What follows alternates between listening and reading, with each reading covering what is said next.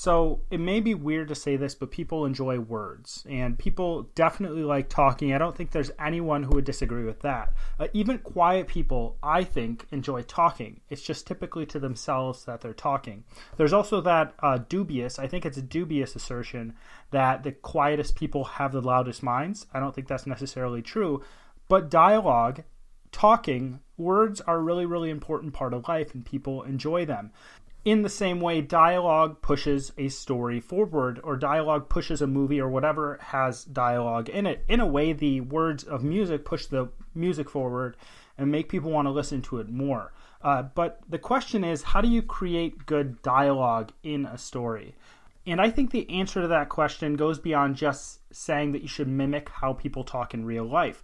So we're going to be discussing dialogue today. How do you get to good dialogue? And maybe we'll get an answer. My name is Daniel Poppy, and as always, this is How to Write Good.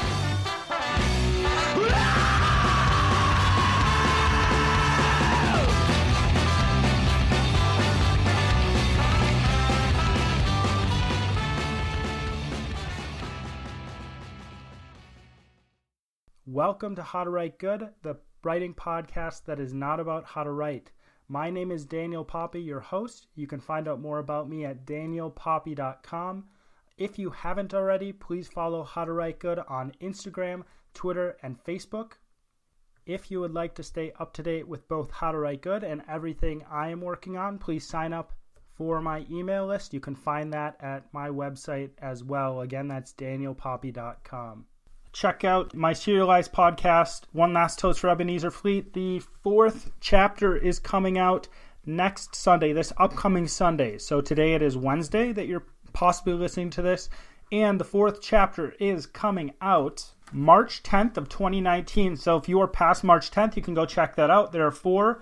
Again, once a month it's coming out. I can't do it any sooner. That's just how it is. Check it out. I enjoy it. I enjoy doing it. I hope you enjoy listening or reading. In the end, I hope to have an entire book or several books, 1 or 2. The most that's going to exist for this story is going to be 3. It just depends on how long it goes. But I hope you enjoy that, and tell your friends, you know. The word of the week is zafty. I don't think we should use this word because I think it sounds annoying. Now, but I do like what it means a lot. Zafty is a noun, first of all, and it's a person that's essentially a pushover. You know, if you can push them until they give you, you want something from them, they give you exactly what you want. A pushover or a doormat, we call them in our colloquial, because I can say that word. We call them in our vernacular, you know. So we are talking about dialogue today, and one of the reasons why we're talking about dialogue is because I think I've been shifting a little bit too far to things that are more creativity related and related to, you should, your mindset when you approach creativity, and I want to take time to actually talk about the craft of writing from a more philosophical perspective. So we are talking about dialogue, and dialogue, or any type of writing, when you approach any type of writing, especially writing, I think that the same is true for music and other creative works, but I think that writing is different because it has explicit meaning behind what you're saying. And when you approach any type of writing, it's difficult to know where to start because we don't necessarily know where unique ideas come from. But I think that when we do approach dialogue or any type of writing, we need to kind of define what it is. We need to figure out, okay, where are the limits of what dialogue is, or we need to give it a bit of a face, or we need to make a perimeter around it, if that makes sense. Now, the first things when I think about dialogue is that if you write anything, so dialogue in what you're writing is related to the descriptions in what you're writing, right? And dialogue is also related to the thoughts of the characters. And I mean the thoughts of the characters that aren't direct thoughts, because if they are direct thoughts of the characters, they are dialogue or a monologue. But any type of writing, what I'm saying is any type of writing in a story is closely related to dialogue. And I think that if you can figure out how to write dialogue well, I think that you can figure out how to write other parts of the story well. I think you can learn how to write descriptions well. I think you can learn how to write the thoughts of a character well that are not in dialogue form, and different things like that. And maybe that's all there is to a story. I think that you can push the plot forward because honestly, the plotting of a novel is less complex I think, than the actual small moving parts that bring it together and make it alive, right? The plotting, you could probably look up stuff online and be like, okay, this is where everything needs to go. And then you say, okay, well, I'm going to put, this is the beat that has to be met here, right? This person gets shot. This is the inciting incident. This is where the climax is going to be. This is going to be the, I can't remember, the end of the book, the denouement, I believe that's how you say it, or the denouement. I don't know. I can't say anything correctly. Why are you here? So when you're writing a book, what I'm saying is that you can have the format, but it can have no heart to it because you don't actually know how to write. I'm using you in a very generic way, so don't feel offended unless you need to be offended about that. So we need to understand how to write those small bits and pieces so it comes together to create this powerful moving piece work that we're creating. Now, it's related to all these things, and I think that if you can write dialogue well, that you can actually write other parts of the book well, because honestly, dialogue is how people speak, right? And most people don't think of it this way, but if you think of writing as taking speech and putting it into a written form and then polishing it up, I think it's a lot simpler. I think that most people think that writing is completely different than speech, but writing is directly related to how the spoken word is, right? Writing varies between different cultures. So writing varies between different countries or languages because there are different languages. Writing varies between different cultures like Britain and the United States because they have a specific way of talking. Writing differs from person to person because they have a specific way they interact with language. Every person is, in a way, recreating language for themselves. They're taking language on, and they have their specific way of going about things. Even within a family, different family members will have a different way of going about things, but it'll be more similar than in other families or from another culture or different things like that. So I think that if it goes back to this idea that writing follows language, and the most closely related writing we have or at least what we think of as the most closely related writing to language is dialogue within a book, right? Within a novel or within a nonfiction book where we're putting dialogue into people's mouths, right? A question that I have with dialogue, and I don't know the answer to this, but the question I have with dialogue is it just mimicry, right? Are we trying to just mimic how people talk? And I'm not sure it is, right?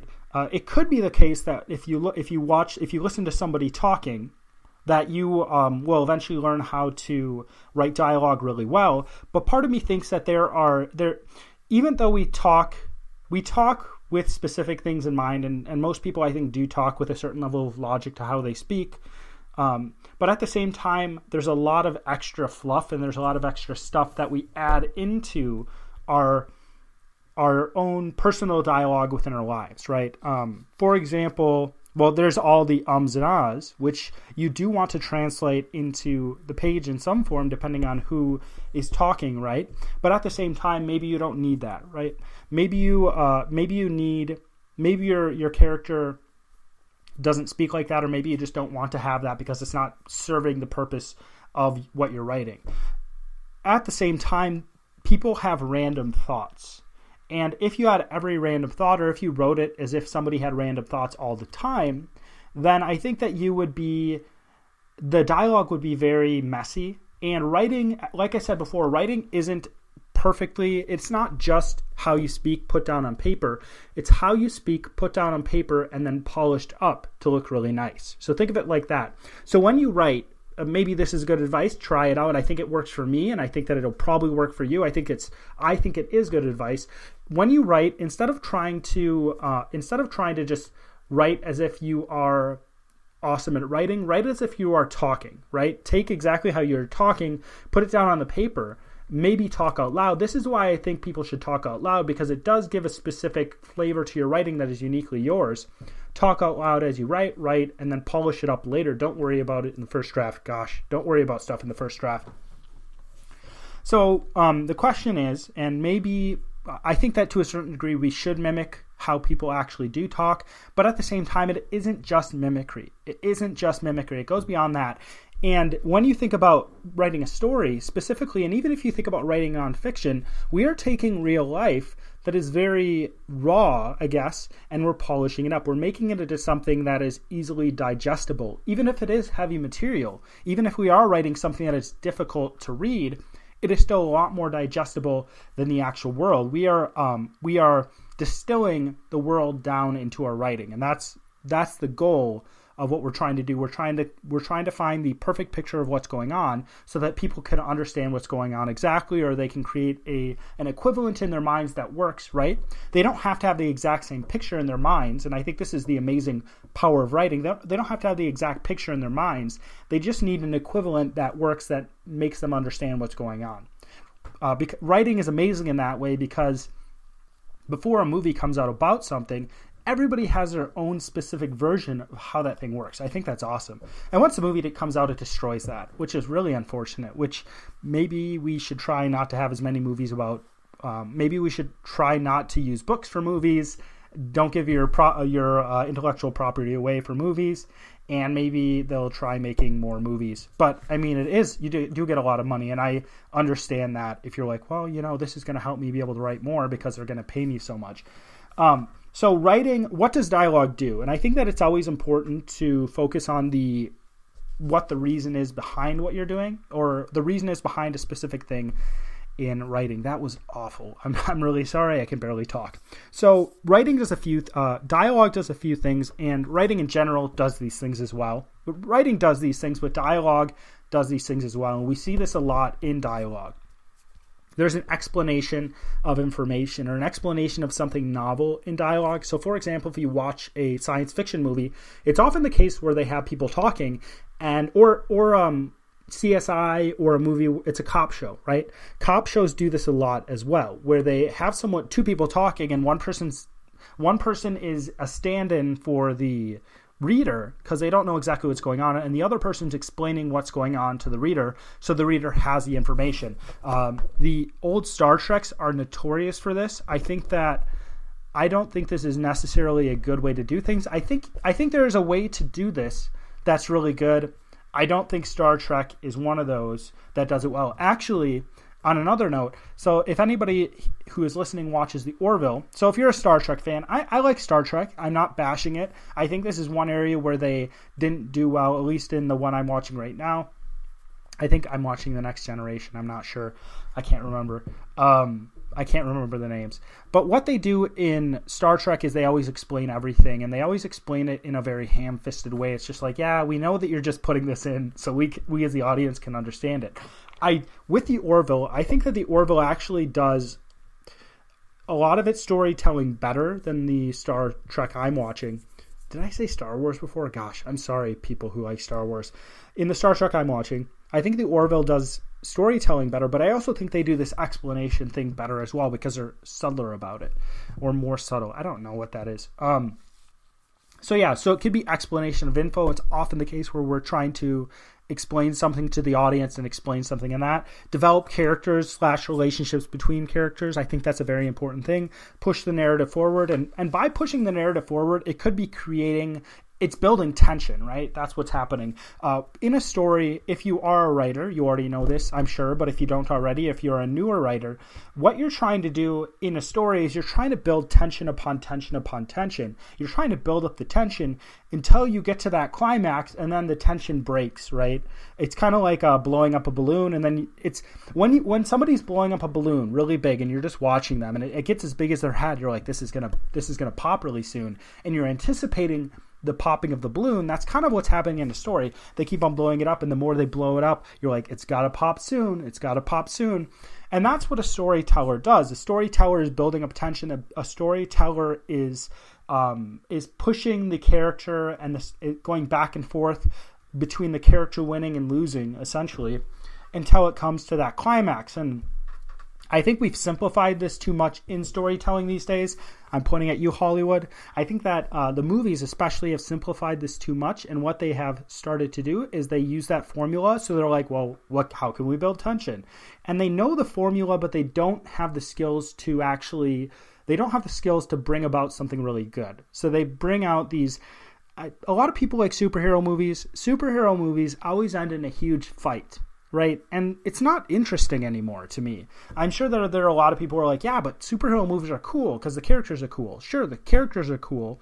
And there are superhero movies that are very, very good, right? But at the same time, all of them end in these big, huge fights. And there's so much more to storytelling than just leading up to this huge battle between two people. If you don't do it all the time, that's fine. But if you do it every single movie, I'm watching the same movie every single time. You're just putting a few different details in that movie. Some might argue that, hey, you're watching the same story every single time because it has the same format. But I don't think that's necessarily true. I think that if you are actually creating a story that is unique, and you're creating a story that has a lot of skill and craft put into that story, you're going to bring about something that is much more valuable, even though it does follow that similar plot line. It's a different story. It's a different movie. It approaches things differently. It says different things about the world. It has different characters in it. It just, even if it is the same story being told, you can certainly create if you use Romeo and Juliet, you can create a different movie, a different story based on those similar ideas. But it is a different story. The Lion King is a different story than Romeo and Juliet. It does use that framework, but it definitely is different. Hamlet, shoot. The Lion King is Hamlet. The Lion King isn't Romeo and Juliet. I'm sorry about that. So when you approach writing, you may have one of these reasons in mind. You may have several of these reasons in mind. It depends on how you're, and depending on, the reason you have is dependent on how you're approaching the writing. For example, if you do need to explain things to the audience because it is a science fiction story or it is fantasy or whatever it is, then you may have to have the characters talking about something. I think that when you approach dialogue, you should have multiple things in mind. I think you should always be trying to build tension and push the story forward. I think you should pretty much always be trying to develop the characters. Now let's go back to that first question. Where do we start with dialogue? One thing that you may be wondering, especially if you're a newer writer, if you've been writing for 20 years, you probably don't have this trouble as much. But if you're a newer writer, you may be thinking, yeah, but how do I actually start making good dialogue? Well, if you're a newer writer, you may suck. You may be bad at writing dialogue. You may be bad at writing in general. And most people think that you have this spark of genius. And I've talked about this in the past. People think that you have a spark of genius. What I would suggest to people who are newer writers or people who don't have the skill of writing well yet or writing easily is just to write a lot, right? Learn from your mistakes. Look at how you do things. Be really critical on yourself. Take a lot of time and write. And you'll eventually look at other people's good writing and you'll eventually develop that skill. Actually take care and figure out how exactly to do that thing. Now, for me, I'm not very good at speaking into a microphone, but I have been getting better, I believe. I'm not very good at creating a podcast. Don't know why you're here. I'm not very good at doing that, but at the same time, I am getting better. So maybe in 5, maybe in 10 years, I'll be really good at it because I put so much time into it. In the same way, you can be an amateur at something. You can be bad. It's okay to be bad at something. If you look at old films of certain directors, they weren't all good. Not every single director who lived, or pretty much every single director who lived, had a learning curve to go through. You just usually only see their really, really good stuff. You see their stuff that's been polished and perfected, and it's because of years and years and years of work. In the same way, an artist doesn't get good at painting or drawing or anything like that right away. A musician isn't really, really good until they've done it for a really long time. Same with an athlete, same with anybody else. You don't get good at a job until you actually do that job. You're not going to be an expert unless you put the time into it. But with dialogue is really difficult because, like I said, we're trying to go from no thought to a thought. And I want you to think of starting dialogue in this way. You start dialogue with the idea that hangs in the air, okay? Or the idea that hangs in the heads of your characters. For example, if you have stuff going on in a story and this character is being affected by those things, that character may be thinking about their mother, but at the same time, they still have those things going on. Right? Let me expand that a little bit more. Okay, so you have the outside world of a story. You have the things going on in physical space, as it were. At the same time, you have things going on in the conscious world of the character. You have the things going on in the character's head at this time. So, for example, if a character is hungry, how they're going to talk may be related to being hungry. If they are worried about somebody, they're going to think about that. Take an example. In my second chapter of One Last Toast for Ebenezer Fleet, here's a plug, go check it out. I have a character who is a worrier. So that worry is going to affect the character, and it's going to come back and it's going to revolve. His thoughts are going to continue to come back and be related to that or be affected by that. That is the idea that hangs in the head of that character. At the same time, there's other things that are affecting that character. People, like I said before, we are trying to take reality. We're trying to distill it down to something clean and something that's easily understandable. When you look at a person is affected by hunger. A person is affected by things they don't want to do today. A person is affected by their childhood. For example, if they had a rough childhood, that's going to come up in their mind a lot, or it's going to bring up emotions in them a lot, or it's going to take this example. If you have a kid who's constantly bullied and told they can't do anything, and nobody ever told them they can do anything as a child, this isn't me. It's just an example. It's not personal experience. If somebody tells them, if they're always beaten down and nobody appreciates them or what they do, that kid is going to be approaching other situations with that same idea in mind. If you don't know who your character is, it's important to figure out who your character is. This may take a while, but at the same time, I think it's good to do. I think it's good to make a profile of your character. How old are they? What's their experience? For every character I have a picture of who that character is and how they would respond to things. I essentially have a thought profile of them in my mind. I don't have everything written down, but once in a while I do have to take the time to write things down.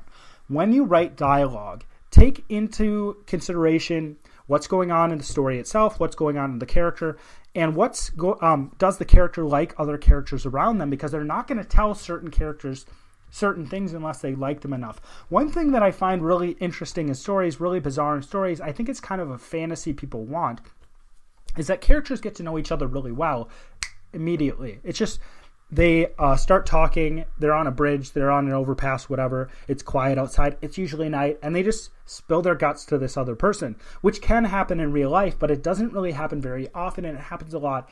It happens a lot in stories. Now, if we took that idea and we extended it over a long period of time, and if we actually were patient about the characters getting to know each other, I think that would be a lot more satisfying. I think one of the biggest things when you approach dialogue is to be really patient with the dialogue, right? So you take the time to go through that character's thought process.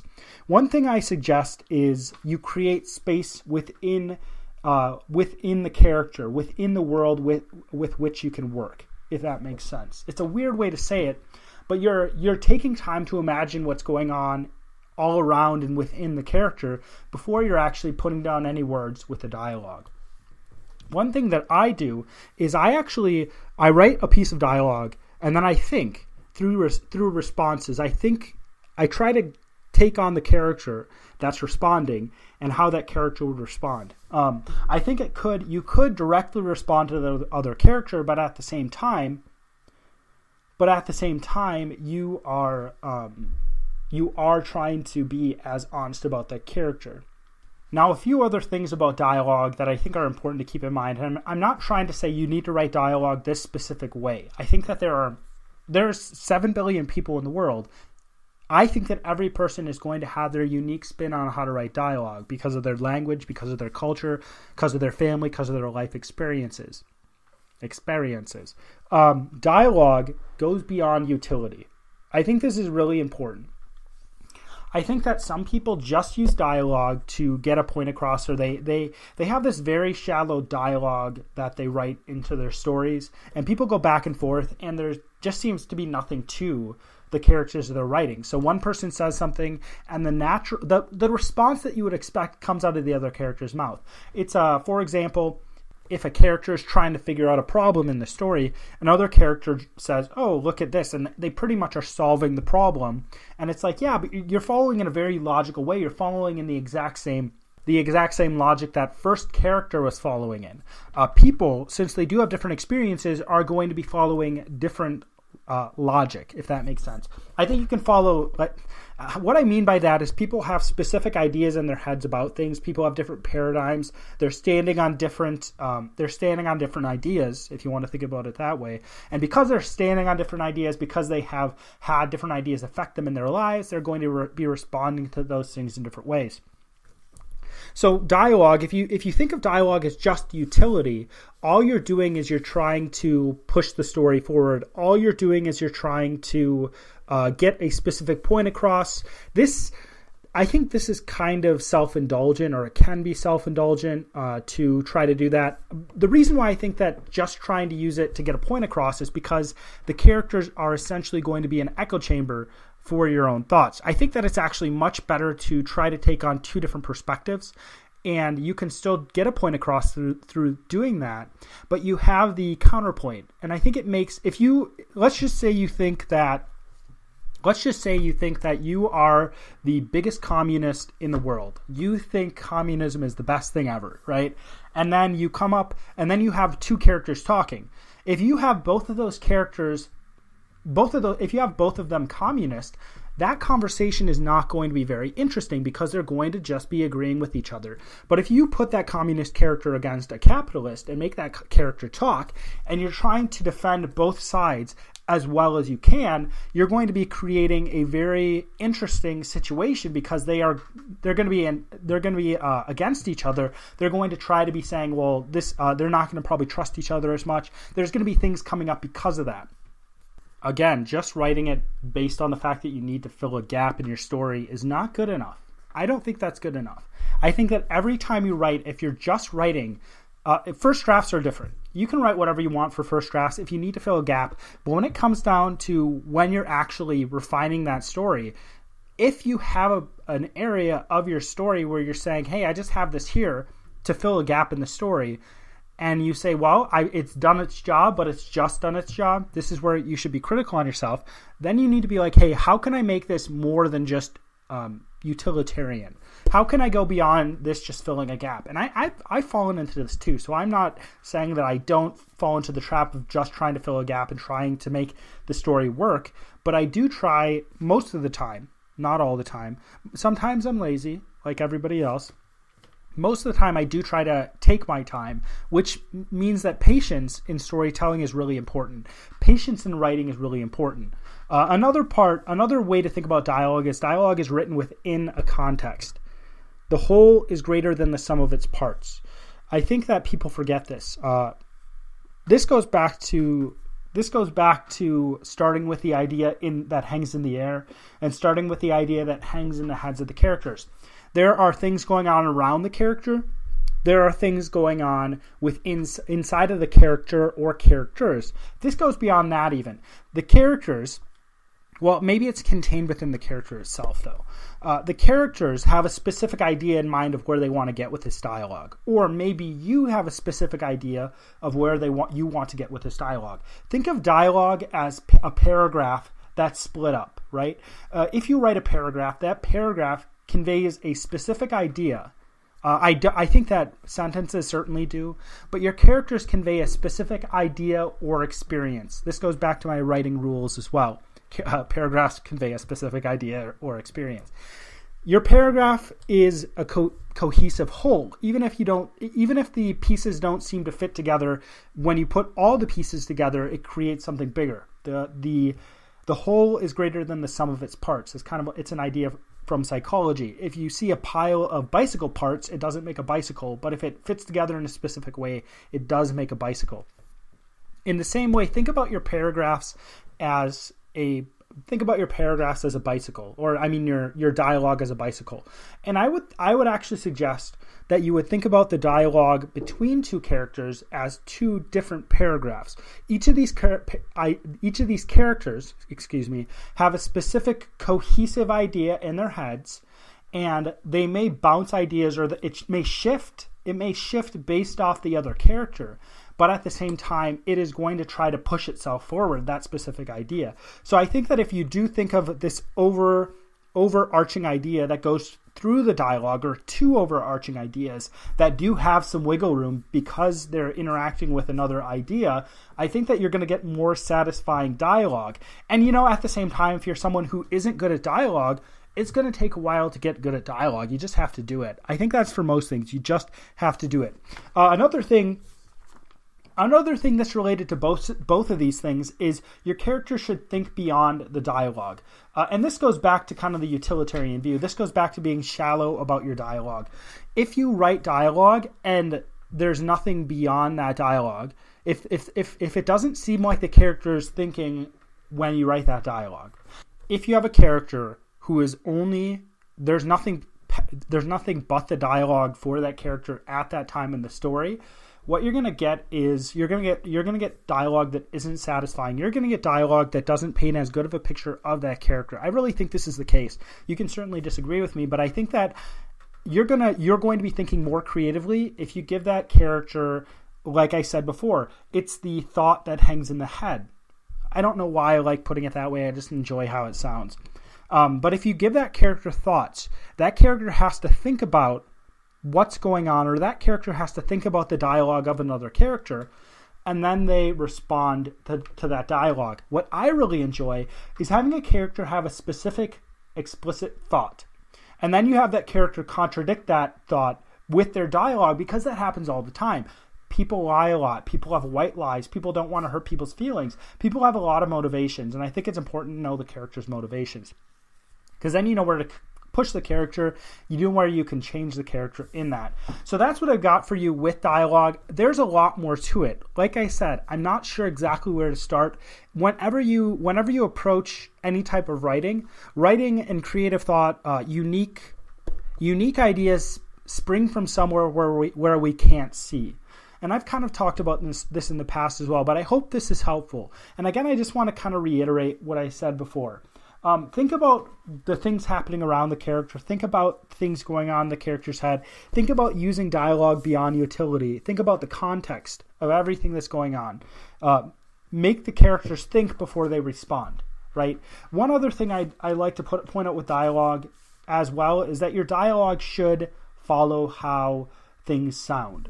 One thing that I do, and this is more along the lines of the style of writing, is if you have a character and they're constantly talking, people do take breaks in their talking. So use description, use he said, use she said, use those types of things to make that dialogue flow better.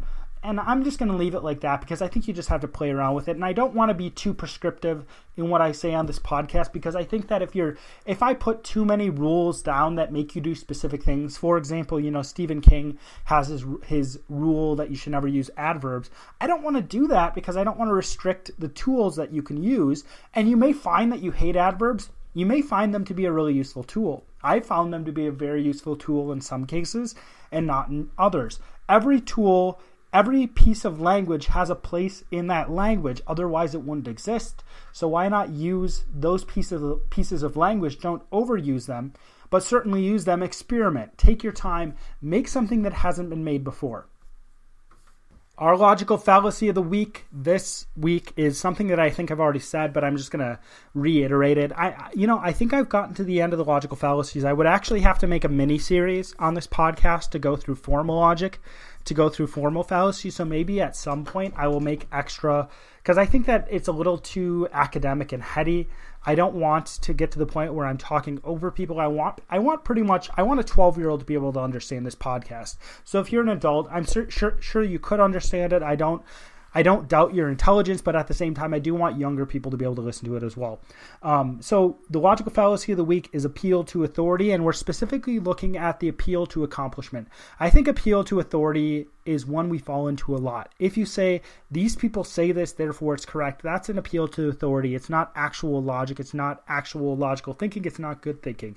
Another thing that this happens a lot with, and I'm going to point out a specific example, appeal to accomplishment is you see people who've done things and then you start listening to them. And I think it's a natural human thing to look at people who've done really well for whatever reason, be like, hey, maybe they've been doing something right. I think this happens a lot with actors. Now, certainly I think they could talk a lot and intelligently about acting.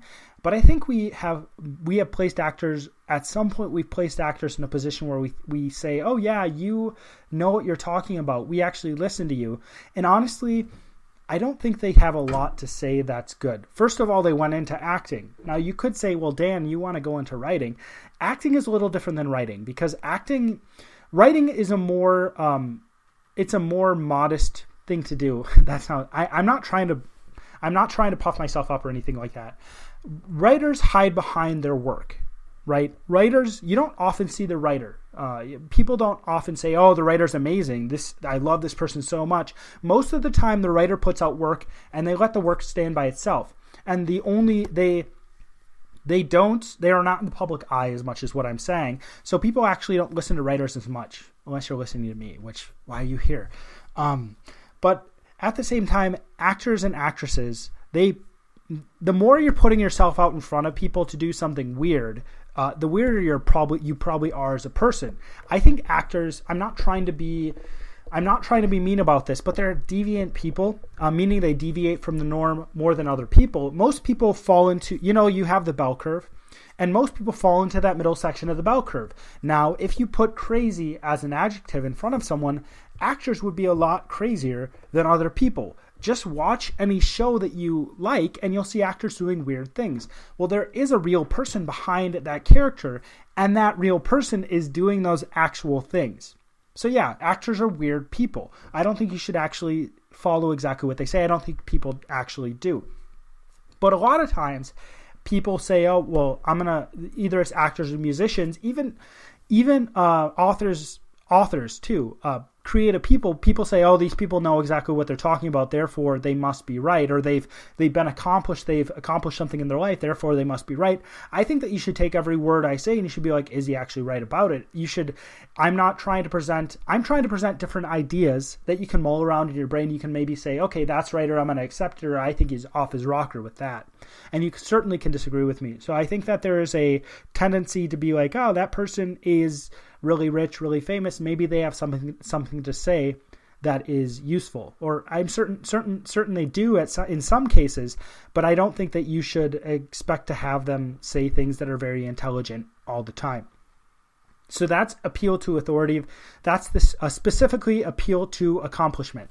If you enjoy this podcast and would like to support me more, what I would ask you to do is that you go to iTunes and you leave a 5-star review. That is something that really, really helps me and helps push the podcast out to different people. And it's something that doesn't cost you much time at all. So if you would do that, I would really appreciate that. And I definitely appreciate everyone who listens to this podcast.